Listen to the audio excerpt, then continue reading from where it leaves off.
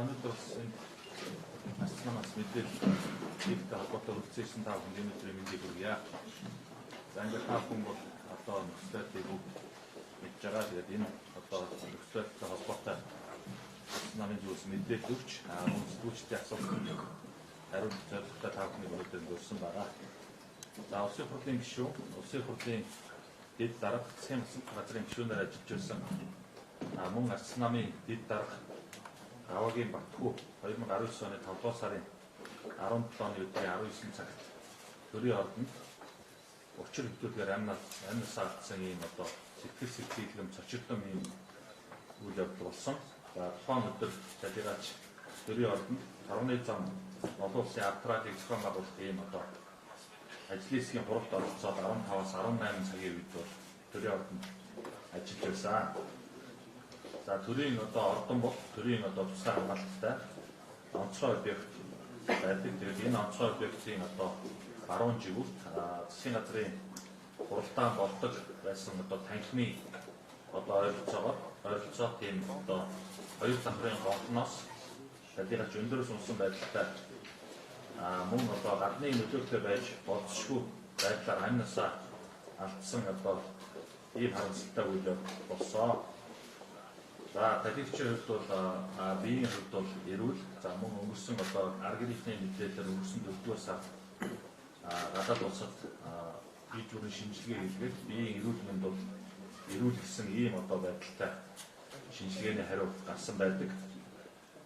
За сүүлийн үед бол хэвлэл мэдээллийн хэрэгслээр ялангуяа энэ сошиал орчинд Twitter, Facebook-ээр энэ Монгол биш ийм одоо зан гаргаж талигачийн одоо хардуулах, талигачийн хийжсэн үйл явдалтай холбоотой сөрөг одоо мэдээлэл гаргах, муулах, бодол бүртгэлэг явуулах ийм одоо зан Монгол биш зан бол ихээр гаргаж байгаа. Тэгэхээр энэ байдал дээр бол астрономийн зүйлс их одоо харамсаж байна.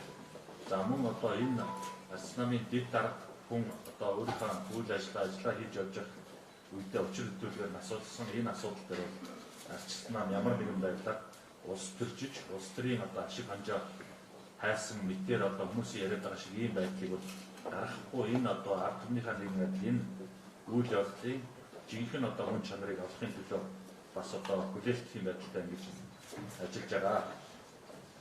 За мөн одоо цагдаагийн байгууллага энэ үйл явдал болсноос хойш нийлүүлэг хугацаа өнгөрсөн. Энэ хугацаанд бол цагдаагийн байгууллага ямар нэгэн одоо тодорхой мэдээллийг одоогоор албасын мэдээллийг биднэрт болон арга иргэнд эрүүлээг нэглээ одоо хугацаа өнгөрч байна. Тэгэхээр энэ төр нийгмийн өндөр албамшаар ашиж байсан ийм хүний хувьд бас цагдаагийн байгууллага энэ асуудлыг онцгой анхаарч учир явдлыг үнэн зөвөөр нэг яралтай тогтоож одоо арга иргэнд нь мөн арсан намынханд за мөн ард түмэнд одоо үнэн бодит мэдээллийг өгнө бахаа гэдэгт бол бид эргэлзэхгүй байгаа.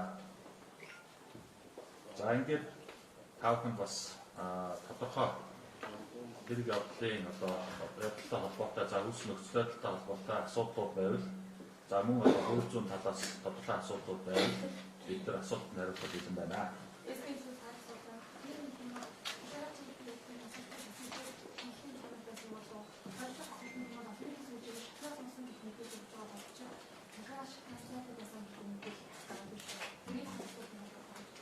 За энэ асуудал дээр манай астрономийн дэд дарга Тэмүүжин дарга хариулт өгнө.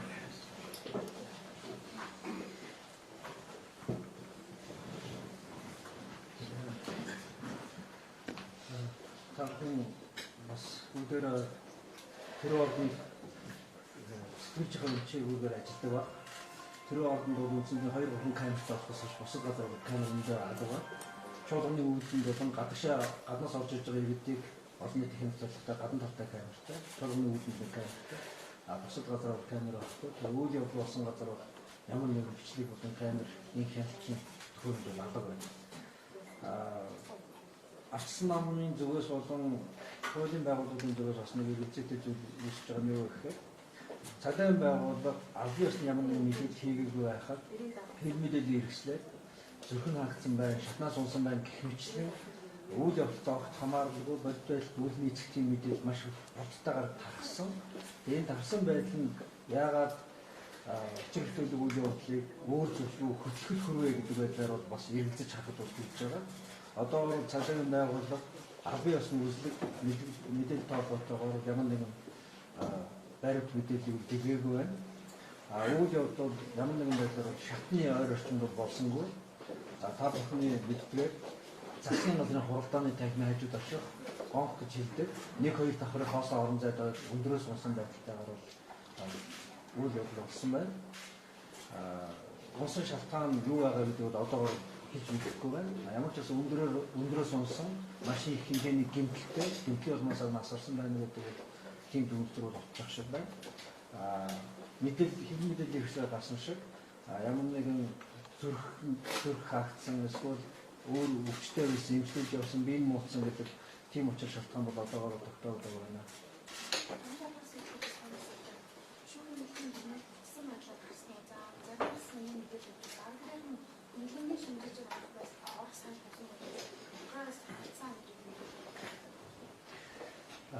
Шүүх хэмжээний дүгнэлт эцэслэн бол бүрэн гараагүй байна. Та бүхэн бас шүүх хэмжээний шинжилгээ яаж хэрэг явуулдаг болохоор бас тодорхой хэмжээний ойлголттой байгаа. Тодорхойлбол одоо химийн буюу нарийнчсан шинжилгээний дүгнэлт гарахад бол ойролцоогоор 14-өөс 21 онд болдог. Гадна талын үзлэг болон задлан шинжилгээний дүгнэлтүүд одоогоор өөрчлөсөн байдлаар гарч ирж байгаа шиг байна. Тэгээд гарч ирсэн учраас энэ их хэмжээний гэмтэлтэй байна. Гэмтлийн улмаас нас орсон байж болсгүй гэдэг дүгнэлтүүд бол ер нь гарч байгаа шиг байна. Талигаас хамгийн сүүлд Эрдэнэ даргын өрөөс гарсан гэдэг юм уу? За нэр бүхий жиргээчд болон сошиал орчинд бас ийм яриануд бол гарч байна. За түрүү тоон дараах хэллээ.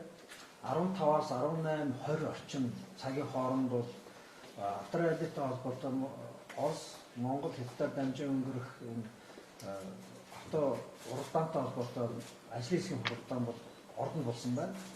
Тэгээд 18-20 орчим цагийн алдад бол тэр хуралдаан бол тарсан.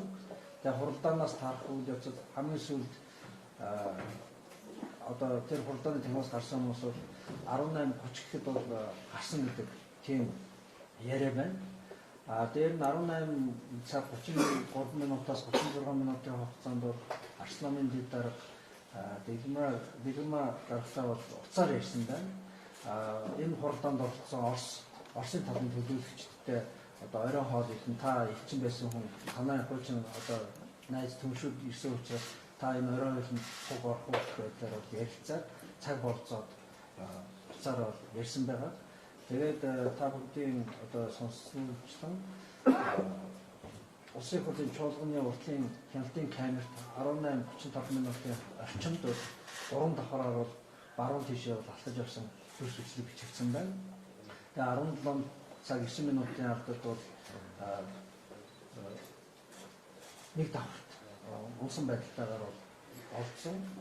Тэгээд 19 цаг 57 минутанд бол цагдаагийн байгууллага замтны дуудлага өгсөн байна. Тэгээд нэг бараг цаг орчмын дараа дуудлага өгсөн. Энэ явцдаа бол чон юу болсон, яагаад ийм удаан дуудлага өгүүлүүдээр бас хүмүүс эргэлзэж бас асуулт асууж ах шиг байна ингээд. За сошиалдаар сүүлийн тэр 20 минутын дотор одоо 35-аас 19 цаг 9 минут хүртэлхүүн хугацаанд дотор хаана хэнтэй уулзаа гэдгээр бүгд нэг хайгуул тэгээд ямар хүнтэй уулзаа гэдгээр бас зарим хүмүүс яагаад юм зорилттой юм уу ардын арчсан намын дараа Эрдэнэтэй уулзсан гэдэг ийм яриа өгөл явсан байна дээ. Тухайн үед би хүртэл байсан яг энэ танхимд 15 цагаас 18 цаг хүртэл бол энэ хуралтай байсан. Дотоод ажиллаараа Эрдэнэ дарга бол ордонд байгаагүй юм байсан. Та бүхэн одоо мэдхэн мэдэх бах цагдаагийн байгууллага бол сүүлийн 20 минутанд уулзалтын хүнийг тогтоосон. Улсын хурлын гишүүн Ардын намын гишүүний хүний нэр тодорч байгаа. Тэр хүн бол бид хоёр бол өрөөндөө уулзалтад уулзалт нь 20 минут үргэлжлээд дуусаад гарсан гэдэг мэдүүлгийг цагдаагийн байгууллага өгсөн байна гэдэг. Тэгээд бодохгүй тодорхойлох байна.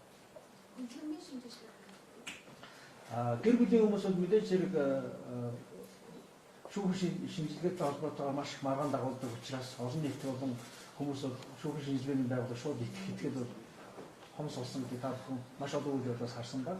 Тэгээ ар гэрийн зүгээс бол задлан шинжилгээний үйл явцад бол хөлбөргийн одоо гэрч байдлаар хүн оруулъя. Гэр бүлийн төлөөлөл ороод харж болох боловч бодит байдал дээр яг юу болоод байгааг тэр бол мэдэх боломжгүй. Энд бол бас тодорхой хэмжээний мэдлэг ур чадвар шаарддаг учраас мэрэгжлийн тодорхой эмч нарыг оруулбал яасан гэвэл хүсэлтийг тавьсан байна лээ. Эрүүгийн иргэн шийдэх хайлтгааны хувьд одоо энэ шүүх шинжилгээний үйл явцад холбоотой тохиолдлуудаар энийг хориглосон бол зөвшөөрсөн юм уу зохицуулт байхгүй. Гэхдээ прокурорын зүгээс бол аргын хүсэлтийг хүлээж авалгүйгээр хөлбөргийн буюу тэр мэрэгжлийн эмч нарыг оруулахгүйгээр явуулсан байна. Яг тийм шийдвэр гарсан гэдэг нь прокурорын байгууллагаас асуух хэрэгтэй байна. Уулзаад гарсан Монгол Ардын намын гишүүний талаар одоо хууль шинжлэхийн байгууллага олон нийтэд мэдээлгүй. Тэр зохимжтой байна. Яг бол бид түрүү хэлээ ардчсан нам ямар нэгэн байдлаар энэ үйл явдлыг улс төрчүүлэх сонирхолгүй байна. Тийм учраас эрх бүхий чиглэл байгууллагаас зарим нэг мэдээллийг тодруулж авсан байгаа.